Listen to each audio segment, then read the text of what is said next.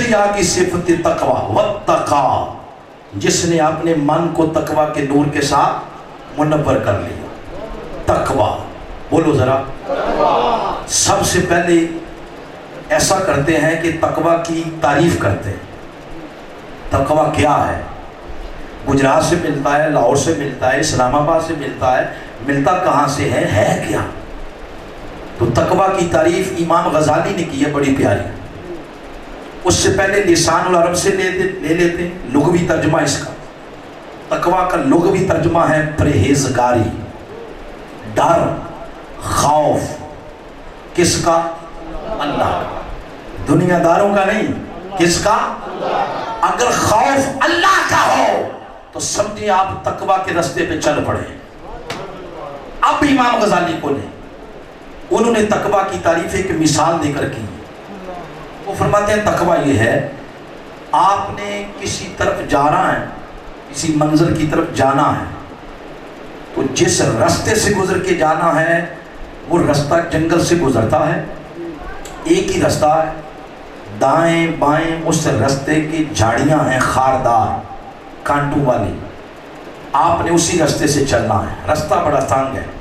تو اگر چلتے ہوئے آپ نے اپنے لباس کو سمیٹا نہ تو وہ لباس جھاڑیوں میں پھنس کے پھٹ جائے گا۔ تو فرماتے ہیں یہی تقویٰ ہے کہ یہ دنیا ایک جنگل ہے، منزل ہے اللہ کی ذات، ہم نے ادھر جانا ہے، اور اس جنگل کا ایک ہی راستہ ہے، دائیں بھی شیطان کی مکاریاں، بائیں بھی شیطان کی مکاریوں کی جھاڑیاں، اور لباس ہے ایمان کا۔ اگر اس کو نہ سمیٹا تو ان گناہوں کی جھاڑیوں میں ایمان کا لباس پھنس کے پھٹ جائے گا، آپ تقوی سے دور ہو جائیں گے۔ یہ انہوں نے تقوی کی تعریف کی ہے۔ آئیں ذرا دیکھیں تو صحیح کہ کیا ہماری زندگی میں یہ تقوی ہے؟ کہاں ہے؟ کہاں ہے تقوی؟ یہ اسی معاشرے میں جہاں ہم رہتے ہیں، کہیں کسی ادارے میں، کسی گھر میں، کسی شہر میں، کسی محلے میں اللہ کا ڈر آپ کو نظر آتا ہے؟ بولو بولو۔ 5 سال کی بچیوں کے ساتھ منہ کالے کیے جاتے ہیں، کس معاشرے میں؟ اس معاشرے میں۔ جوان ہے، رات 2 بجے تک یوٹیوب کھول کے گند دیکھتے ہیں، اس معاشرے میں۔ نہ بھابھی کا حیا، نہ بہو کا حیا، نہ بیٹی کا حیا، کس معاشرے میں؟ اس معاشرے میں۔ نہ بڑوں کا ادب، نہ چھوٹوں کے ساتھ شفقت، کس معاشرے میں؟ اس معاشرے میں۔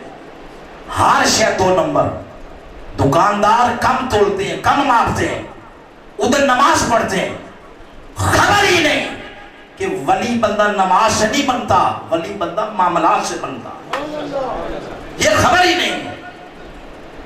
نماز کا ٹائم ہو جائے کہتے ہیں دکان بند کرے ذرا نماز پڑھائیں، بعد میں آ کے کم تولیں گے، کم ماپیں گے، وہ نماز تو قبول نہیں ہے۔ یاد رکھے ولایت اور ایمان یہ نماز سے نہیں ملتی، ولایت اور ایمان کی دولت یہ بندے کو اپنے پروفیشن سے ملتی ہے۔ اگر آپ نے اپنے پروفیشن کے ساتھ انصاف نہ کیا، یہ نمازیں آپ کے منہ کے پردے ماری جائیں۔ کہاں ہے خوف؟ کہاں ہے اللہ کا ڈر؟ یہ بس کتابوں میں ہی رہ گیا ہے، تقوی تقوی تقوی، باقی نظر کوئی نہیں آتا معاشرے۔ خدا را تھوڑا سا اپنے معاملات پر غور کریں۔ اللہ کی قسم ہے جس راستے پہ ہم چل رہے ہیں اس کا نتیجہ اچھا نہیں ہوگا، مگر پھر ایسا نہ ہو جائے تب کیا پچھتانا جب چڑیاں چگ گئیں کھیت۔ خیر ضمناً بات آگئی تو میں نے کر دی۔ تو تقوی نام ہے اللہ کا ڈر، بولے اللہ کا ڈر۔ اب یہ تعریف کی امام غزالی نے، ہم نے کھولا ہوا قرآن اور بندہ ہے منہاج القرآن، ہو نہیں سکتا کہ تقوی کی تعریف پھر قرآن سے نہ کی جائے، تو تقوی کی تعریف اب قرآن سے کرتے ہیں۔ سورہ 49 ہے، سورہ حجرات، اس کی پہلی ابتدائی آیات میں تقوی کی تعریف کی گئی، یوں کی گئی، فرمایا یا ایھا الذین آمنوا، اے ایمان والو، لا ترفعوا اصواتکم فوق صوت النبی، اے ایمان والو خبردار اپنی آوازوں کو نبی کی آواز سے بلند نہ کرنا۔ अदब सीखो। आगे फरमाया वला तजहरू लहू बिलकौल का जहर बादिकुम लिबाद, उनको ऐसे भी नहीं बुलाना जैसे आपस में एक दूसरे को बुलाते रहते हो। अगर ऐसा तुमने कर दिया, यानी अदब ना किया, अंतहबत आमालुकुम, तुम्हारे सारे अमाल जब्त कर लिए जाएंगे। व अंतुम ला तशऊरून, तुम्हें शऊर भी नहीं होगा कि हमारे साथ हो क्या गया। आगे चले, फिर फरमाया इन्नल लज़ीना युग़ुद्दूना अस्वातहुम इंद रसूलिल्लाह, और वो खुश नसीब जो अपनी आवाज़ों को महबूब की बारगाह में पस्त रखते हैं। उलाइका हर पे हासिल है, उसके साथ फरमाया यही वो लोग हैं अल्लज़ीना इम्तहनल्लाहु क़ुलूबहुम लित्तक़वा, जिनके दिल अल्लाह अपने तकवे के लिए चुन लेता।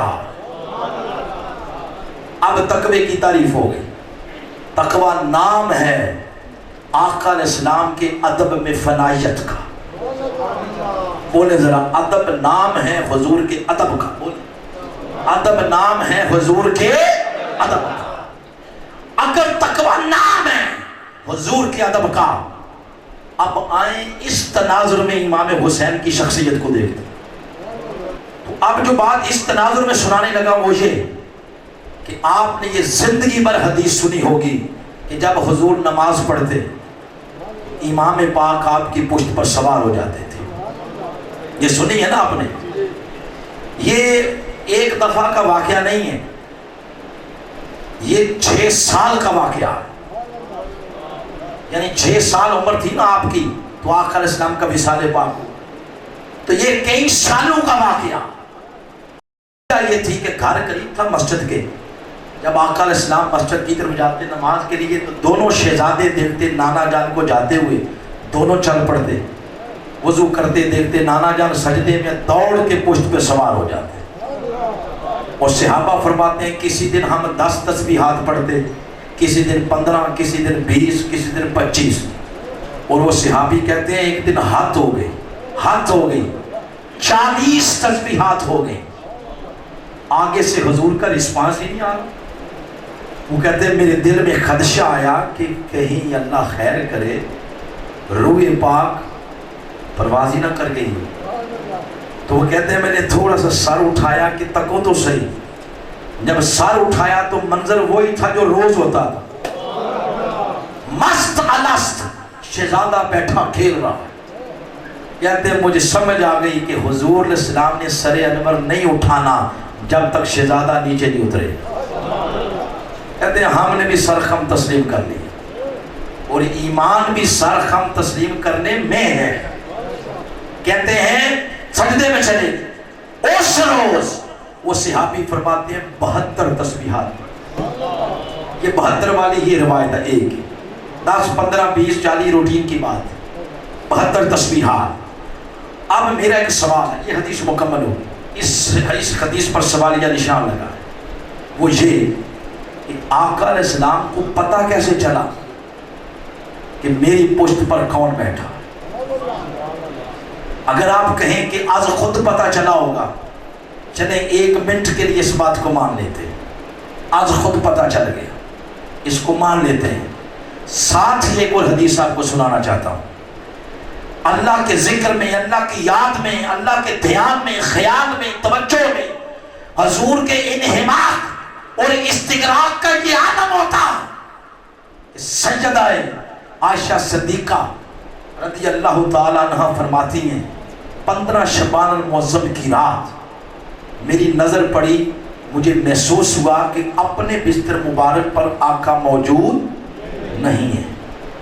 तो मैं चारपाई से नीचे उतरी कि हुजूर को तलाश करूं कहाँ गए हैं।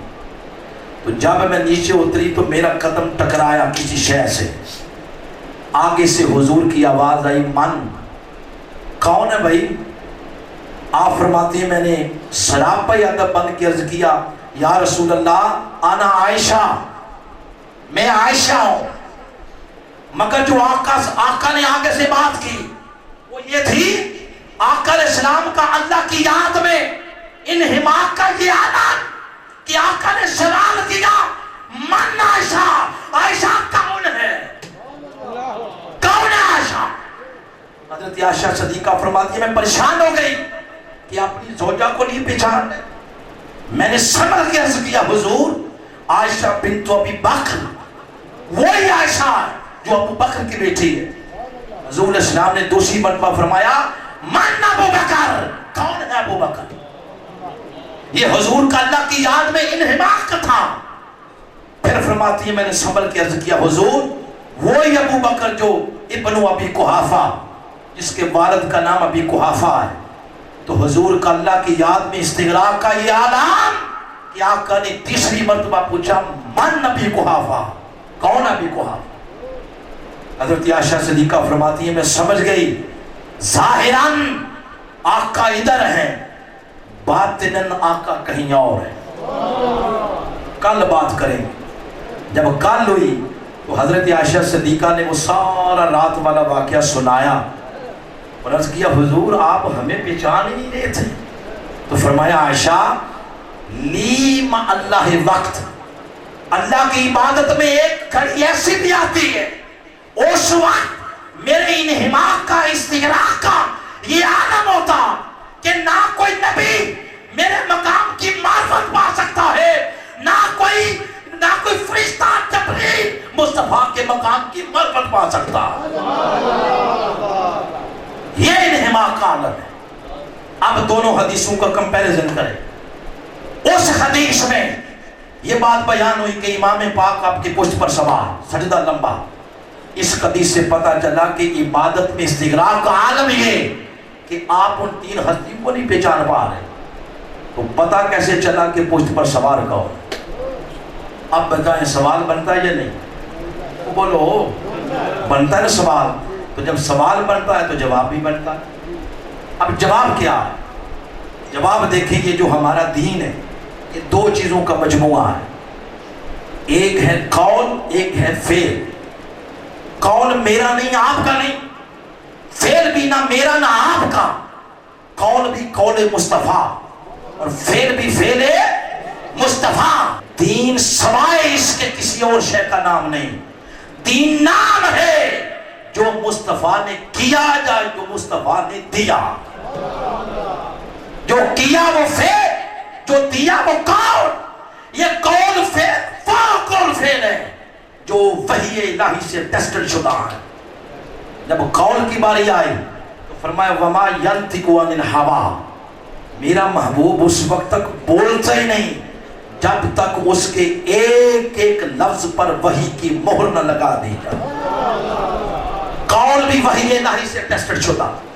اور فعل کے بارے میں سورہ یونس میں فرمایا کن ان اتابع الا ما یوحی الی, اس وقت تک میں کوئی فعل نہیں کرتا جب تک میرے ایک ایک قدم پر بارگاہ الہی سے وحی کی مہر نہ لگا دی جائے. تو قول بھی وحی الہی سے ٹیسٹڈ شدہ اور فعل بھی وحی الہی سے ٹیسٹڈ شدہ. بتائیں آج جو حضور نے کیا یہ قول ہے یا فعل ہے؟ سجدہ لمبا کرنا بولو قول ہے یا فعل ہے؟ فعل ہے. تو فعل وحی الہی سے ٹیسٹڈ شدہ. مطلب پتہ کیا ہے؟ مطلب یہ ہے کہ حضور گئے ہوں گے سجدے میں, رب نے بھیجا ہوگا جا جبریل جا کے بتا محبوب آپ کی پشت پر حسین بیٹھا ہے, اجازت نہیں ہے سجدے سے سر اٹھانے کی جب تک شہزادہ نیچے نہ اترے. یہ ہوا ہوگا. اب اس کو نظم میں بیان کرتے ہیں, اسلوب میں بیان کرتے ہیں.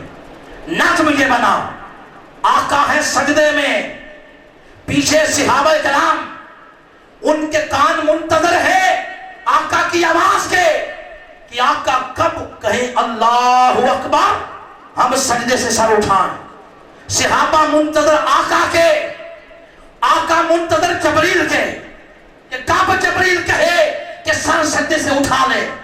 صحابہ منتظر آقا کے, آقا منتظر جبریل کے, جبریل منتظر خدا کا اور خدا منتظر حسین کا ہے.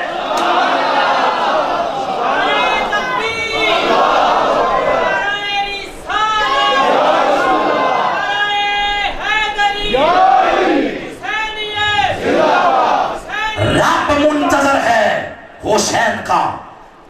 اگر یہ بات ہضم نہ ہو، کیونکہ بسا اوقات معدہ کمزور ہو، ہائی ڈوز دی جائے تو معدہ خراب ہو جاتا ہے، تو ڈوز تھوڑی سی نرم کر لیتے ہیں، وہ لیتے ہیں کلندر لاہوری سے۔ انہوں نے اس کی ترجمانی کی کہ خودی کو کر بلند، اتنا ہر تقدیر سے پہلے خدا بندے سے خود پوچھے بتا تیری رضا کیا۔